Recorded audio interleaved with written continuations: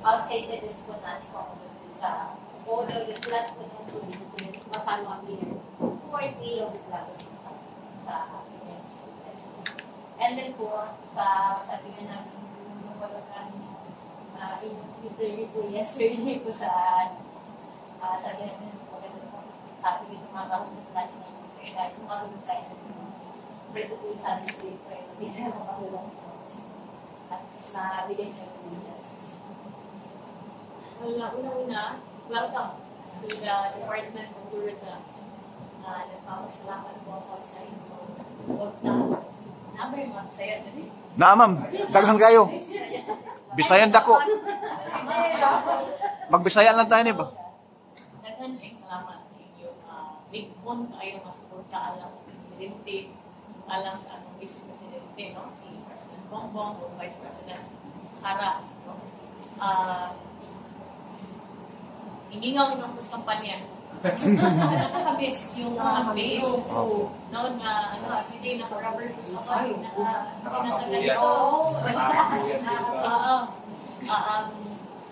You know, it's really through the support of our fellow Filipinos.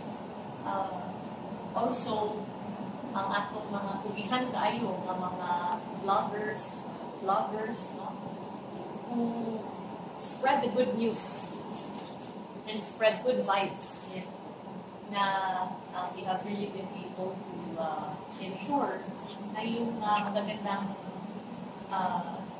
projects and programs na Presidente na si Presidente Sara. So, is napapaalam natin sa ating mga kabayan. Of course, we're grateful for your work and that of mainstream media as well. No? And so, I think this is a welcome opportunity for me to meet you para naman magpakilala tayo sa personal. Hindi gusto na lang mag-atubang kita para magpakilala ng tarong. So, may mapandol yun ang dila ba kay gamay ra kayo din niya ako. Pero it's nice that you know, the interaction na pinali para intindihan din ninyo yung ating mga layunin sa Department of Tourism. So yesterday, na-approve na ni Presidente Marcos ang atong National Tourism Development Plan. Yung MTDP is envisioned to strengthen the tourism industry. You know very well that there's been a lot of suffering and pain because of the pandemic. No? Daghan ay gawan ng trabaho, livelihood, and all of that. So the priority of our President is really to support the tourism industry, knowing that there are so many Filipino families that depend on this industry to succeed. But we simply cannot limit our approach to the development of tourism through the promotion of the Philippines alone, which we will continue to do and have been doing since the start of the administration, but also to focus on the basic necessities of tourism. Manamitan. For example, meron kang napakagandang waterfalls. Diba? So, tingin mo, ito yung one of the world's best waterfalls. Pero ang pangit ng daanan. Punta doon. Lubak-lubak. Diba? Lubak-lubak. Paano ka makakadala ng maraming turista doon? Right? So, sa tingin po ng ating Presidente, kailangan po i-build natin yung infrastructure. No? Magbigay tayo ng mga daan sa mga tourist destinations. This effort we're doing together with the PWH. On the other hand, since we are an archipelagic country, Marami Islands, 7,641 to be exact, kailangan natin yung connectivity, whether it's via our airlines, or our seaports, or our land transportation. No? So, naki-partner ka sa Department of Transportation for the purpose of ensuring na maka-resume ka sa mga flights that were stopped during the pandemic and that we would be able to add more flights to our key destinations. Hindi lang sa Manila. No? Dapat maglagay din tayo ng flights to our direct to our tourist attractions. No? That's why under the Marcos administration, meron na tayong Clark to Katiklan, diba? Clark to Busuanga, Palawan. Meron na tayong Cebu to Baguio, Cebu to Bangkok. There's also even a Clark to CDO, if I'm not mistaken. And the effort really is to build the connectivity around the Philippines and into the Philippines as well. So, bago lang, good news, no? Naka-create yung TOPR, where the TOP also had a role in terms of its presence in the hub. Na 7 more direct flights from Turkey into the Philippines. Tapos, yung Qatar, naka-announce lang nila na may mga additional na international flights to the Philippines. So all of this will help boost our tourism because we're giving connectivity to our international tourists and then we're giving connectivity to our domestic tourists. And syempre sa inyo, napakahalaga nito kasi you always have to be connected, diba? And you have to have a good internet connection so that when you go to our beaches, our mountain ranges, our heritage and pilgrimage destinations, you can post about it right away. Pwede kang mag-live. Pwede kang mag-Instagram. Pwede kang mag-TikTok. You can have a testimonial. Diba? Kung gano'n kami tayo ng Mexico, gano'n. So, mawa tayo with the DICT naman, guys. Taiwan. Tapos, what you can expect is, by the end of this year, meron tayong 94 tourist destinations na may improve natin considerably yung internet connection. No? And we foresee that we're providing digitalization to tourism to really help it. And we're now in the final stages of the development of our tourist life cycle app. No? So imagine, through your phone, magkakaroon ka na ng complete information about regions, provinces, cities, and municipalities in the Philippines that have tourist destinations that you can visit. And what we've done is to categorize the activities. No? Kahit ano yung interest mo. Gusto mo mag-surfing, food trip kaya, or health and wellness, or pilgrimage, cycling, bird watching, hiking, glamping, camping. You simply have to click on that activity and it will immediately take you to the regions and provinces kung saan yung nag-offer ng tourism offering na yun. Tapos, pag-click mo doon sa province, for example, nandun din yung lahat ng hotels na DOT accredited. Tapos, kasi normally, if you go to another island, you don't know anyone there, right? Siyempre, kailangan mo ng guide. Okay? Nandun din yung list ng mga accredited tour guides. So it takes our tourists directly to information that they need prior to visiting the area. And in addition to that, yung app din na to will give opportunities sa ating mga tourist destinations na hindi pa ganun kawan. Diba? Because finally, towns and cities that are very far away from Metro Manila, for example, will have the opportunity to be highlighted through the app. So those are just some of the few projects that we're developing under the Department of Tourism. Salo na rin yung ating Philippine experience, which I discussed at the Frasco yesterday, na nakaroon tayo ng mga tour packages, gano'n, saan hindi lang tayo bisita sa destination, and then hihilala na natin yung kultura ng ating mga various regions and provinces. So yun talaga yung gusto ni President na this time, mabidag yun ang atong pagka-Pinoy. Di ba? Na atong ipasikat sa buong kalibutan kung sa kanindot, kung sa pangilngit ang atong kultura, ang atong pagka-Pinoy, ang atong identity, kung sa mga gibuhat sa atong mga local, mga vendors, and furniture makers, dress makers, all of these things, mo'y atong itutang, atong 4 of our content creators, dress makers, all of these things. May actually become the 4 of our country identity and our Filipino identity. So, very exciting times ahead in terms of tourism development. Excited po ako talaga.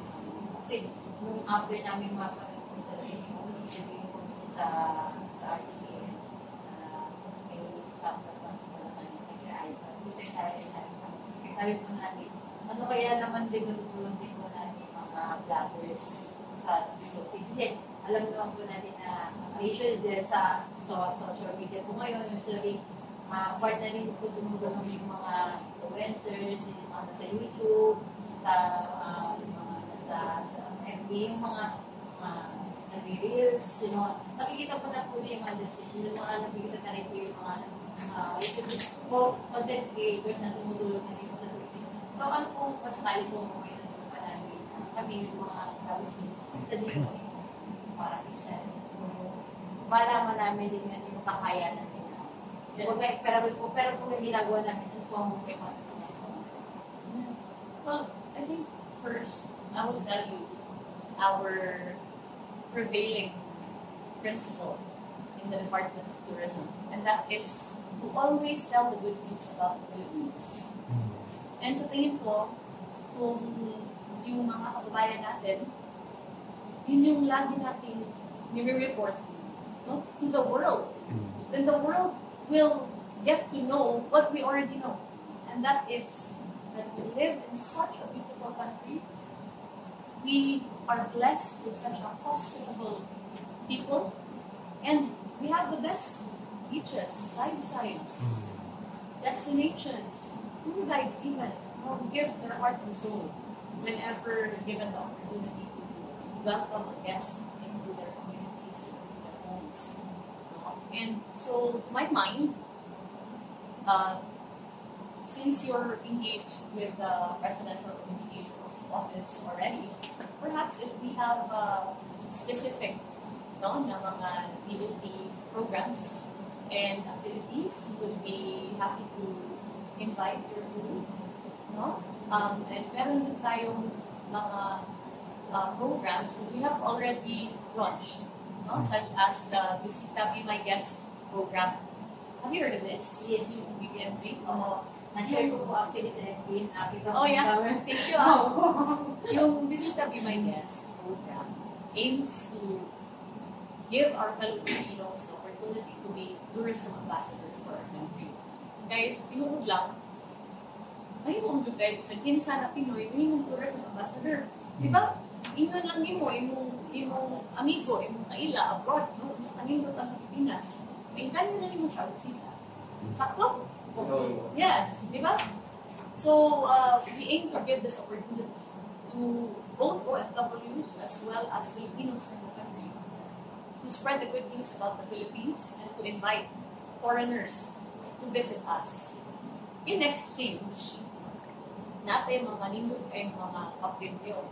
We have incentives in the form of house and lot, condominiums, free airline tickets, free holiday packages, and napagani free shopping spree. What? Let's go! Yes! Qualified po nga. Actually po, dahil marami silang mga subscribers sa OFW. Marami po silang may invite. Yan mga to. Yes! So mga ilan kaya naman kailangan namin i-invite para Actually, every time you register, you qualify. Yes! You simply have to go to our website, bbm3.philippines.travel. Tapos, lagay mo yung information doon, and then ilagay mo yung information about the foreigner that you are inviting, but merong mga documentary requirements that you have to attach. After that, you become qualified for our raffle. Actually, nag-initial raffle tayo, pero we're just verifying all of the information, and we will release the initial winners, the initial 8 winners for the holiday packages. Yung meron pa tayong mga condo, meron pa tayong house and lot. Meron pa, Hindi pa pa tayo natin first. Pwede ba ba? Ilo-launch. In fact, end of this month, we're launching the very first hop-on, hop-off bus dito sa bus. Makati. Around Makati initially. Tapos, we followed by other Province, cities. Diba? Kita mo lang sa Hong Kong, London, Yung ba yung ano ba yung Mexican? No, this is one floor lang. Yes, so meron siya. Yun. It's an automated card that you can use on anywhere you are. When you drop off ka and then the bus comes, then you can just tap your card and then you can ride. Yeah, it will take you to several places. Pero sa kalimutan nyo, kaya mo tayo ito pa, mabago pa tayo ng sabi. Kumbaga natin, sabi na so mayroon pa tayo, hindi ba? Bago. Hindi, ibang sabi nyo, mabago pa pa na. Yung kasi diba yung nasabi ko yung sabi ko ng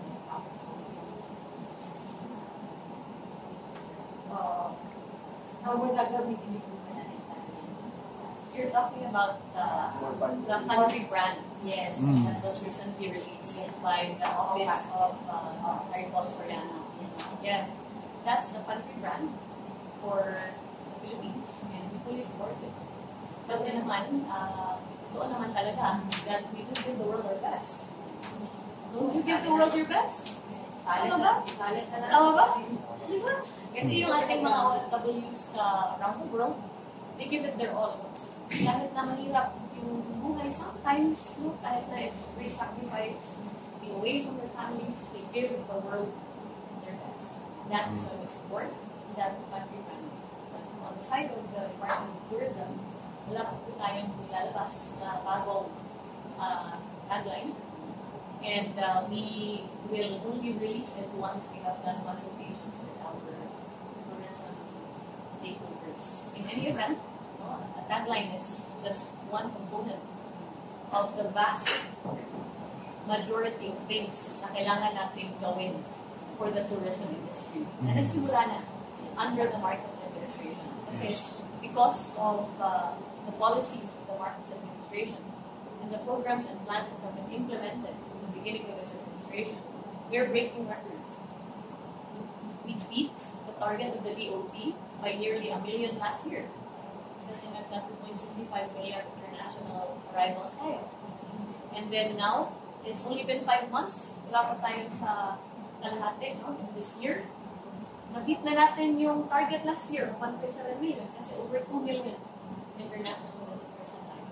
And we foresee the 100% recovery of domestic tourism this year. And what do these numbers mean? No? What it means is tourism, employment, and livelihood sa ating mga kabayang Pilipino. No less than 5.2 million in tourism jobs last year. And that number will only grow this year. So, the work continues. Mabangang po tayo. Bumabangan na. If kita rin naman po, gusto namin pakita ko na talaga tayo. Kaya sabi, tutulungan natin lahat ng malalang capacity yung punta, tutulungan namin. Kasi alam natin, yung tulungan mga nag-i-issues. Marami yung malagat na nakikita. Kahit anong gawin ko ng gobyerno, yung mga malagat na hindi natin maalis. Kaya sabi natin, tutulong na lang kami at mapakita, natabunin na lang natin yung mga nag-i-issues.